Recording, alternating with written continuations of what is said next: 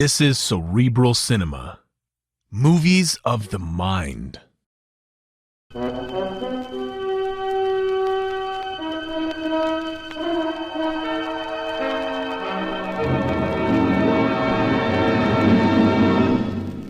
I have been here. The Grey Goose, Adventures of a Modern Robin Hood.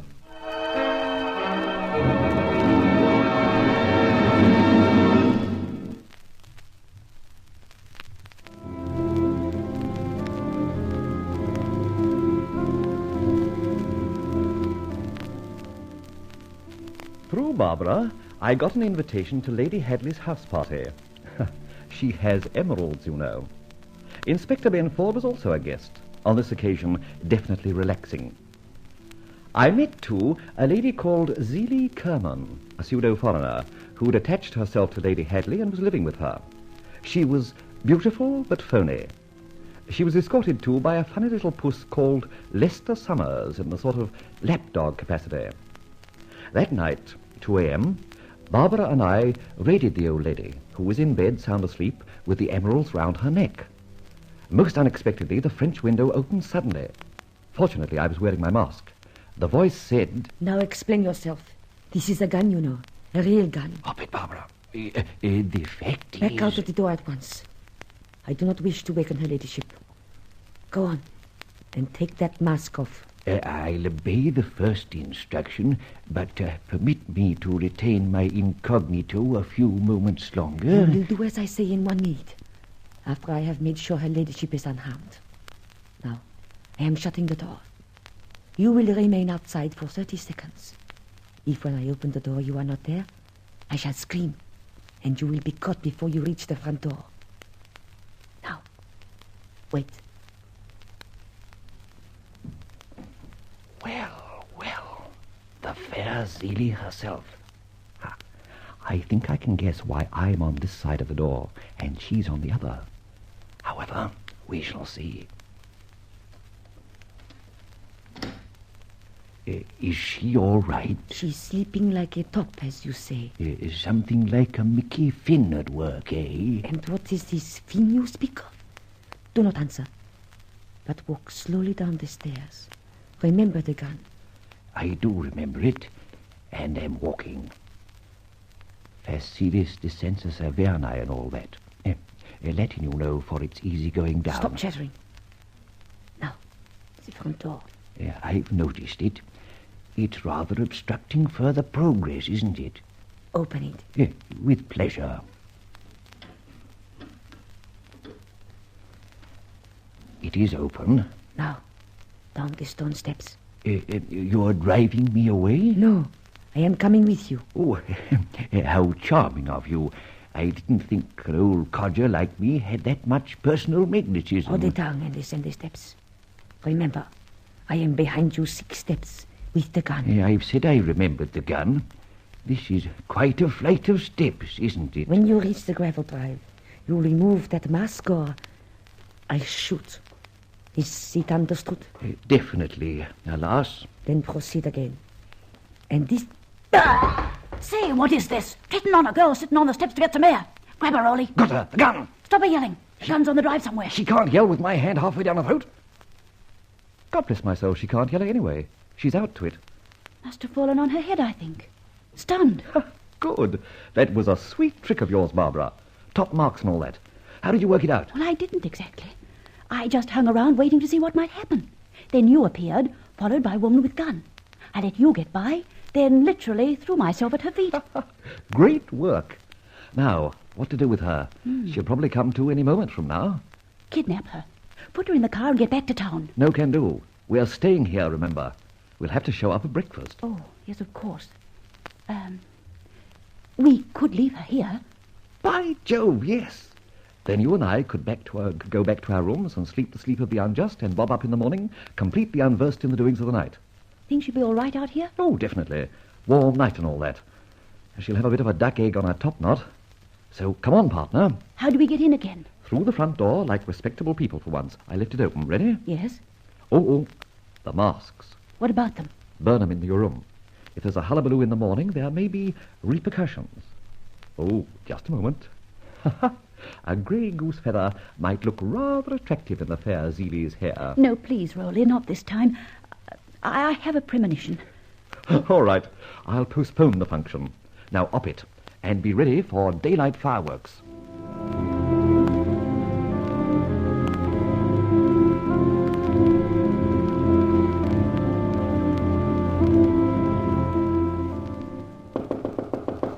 Mr. Fletcher, sir?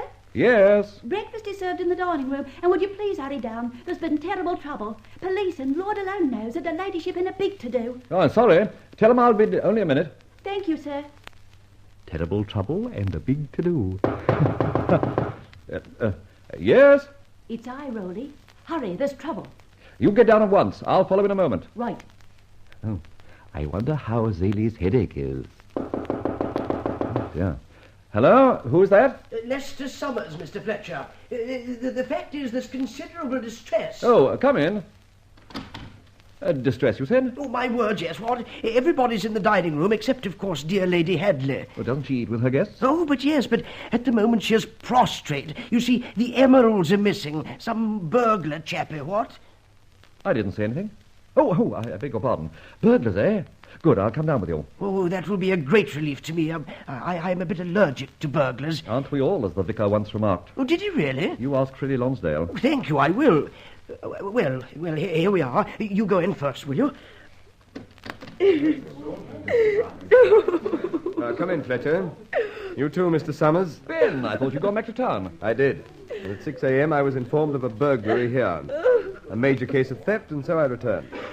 Now then, sit down, everybody, while I ask a few questions. Miss Kerman, please endeavour to be concise in your answers. Concise, Inspector. I do not know it. Heaven help me. Tell me what happened last night. Oh, but yes, you will understand. I awoke at 2 in the morning. How did you know the time?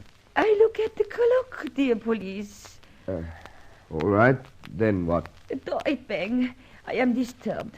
Out of my bed I get. Then I run along the whole corridor to my dear patron's room. The Lady Hadley, you know. Why? For to protect her. You see, I have gratitude. She gave me a home here for 6 months. But why did you think harm was threatening her? It was, how you say, a dog idea. A what? Instinct, Inspector. The charming Mr. Fletcher. He has the understanding. All right. Now continue. Just as I reached the door, a man, he dashed out. An old man, I think. An old man? So, he has a gruff and aged voice. He said to me, stick up the hands. My hat. I do so. Then he say, go down the stairs. I do so. Then he say, open the front door. I do so. Why did you do so often? Because he has the gun. Thanks. Leave this to me, Fletcher. Go on, Miss Kerman. Then he say, go down the steps to the driveway. I do so. You smile? Oh, please finish your story. At the bottom step, he raises his gun and he bang it on my head. He did so. That's how you were stunned. That is so, police. I am a blackout. Then later I wake. It is daylight. I climb up the steps and go to the room. And then, alas, I see my dear patron asleep. But, alas, there are no emeralds. No emeralds. How did you discover that? Because she sleeps always with the necklace around her throat. I see. Then she awake, and she discover also. And then we wake up all the people, and the good butler, he telephoned the Scottish Yard, and you come, and I have this bump on the head. Thank you. You, Mr. Summers. Oh, but yes, old chap. Where do you come in? That is, I don't think I do. I apparently slept all through the fuss. Only heard of it when the household was awakened. I see. What is your function here, if I may ask? I'm a kind of a secretary to her ladyship. Miss Kerman introduced me to her on the continent. At Aix-les-Bontemps, wasn't it? Oh, but yes, my dear man, how did you know? I didn't. It was a rash guess. You see, Miss Kerman told me she also met Lady Hadley at that place. But yes, exactly. So you know nothing, Mr. Summers? But nothing. Will you excuse me just one moment, Inspector? Oh, what now? I've just been wondering whether Miss Kerman shouldn't have a doctor to examine that knock on the head. Oh, no, and the thank you, it is now nothing. Maybe it would be wise. I have a little experience of wounds, of war and all that. May I see it, Miss Kerman? It is so charming of you. Yes, under the circumstances, I think so. It aches, you know. Like aches les bon temps. That is most funny fun, huh? Now, just past the hairline. So. You have this soft touch. But yes, haven't I, but? No, not very serious. No concussion much. Even the skin's not broken. You're very lucky indeed, Miss Kerman. A blow from a revolver can be very nasty indeed.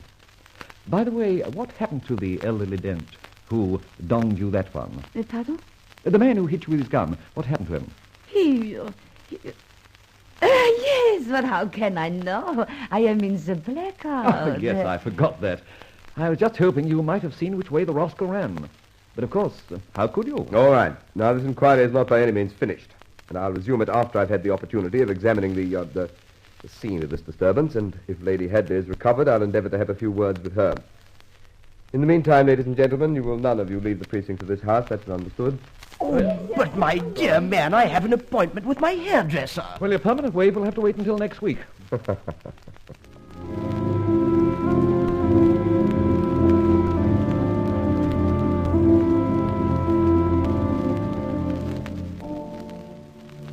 I wish we could get away from here, Rowley. Can't be done.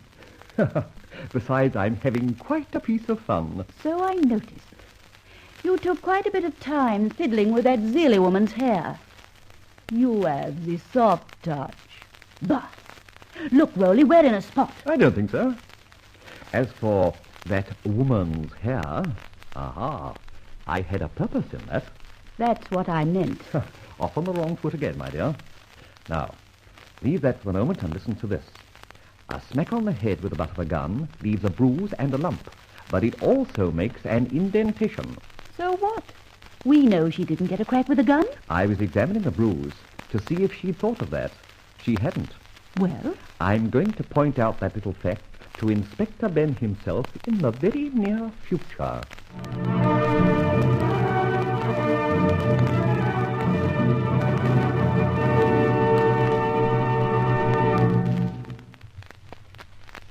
And so we find Roland Fletcher assisting the police in the person of Inspector Ford. Or is he? Follow the next step taken by the wily Grey Goose. Cerebral Cinema hopes you have enjoyed this movie of the mind.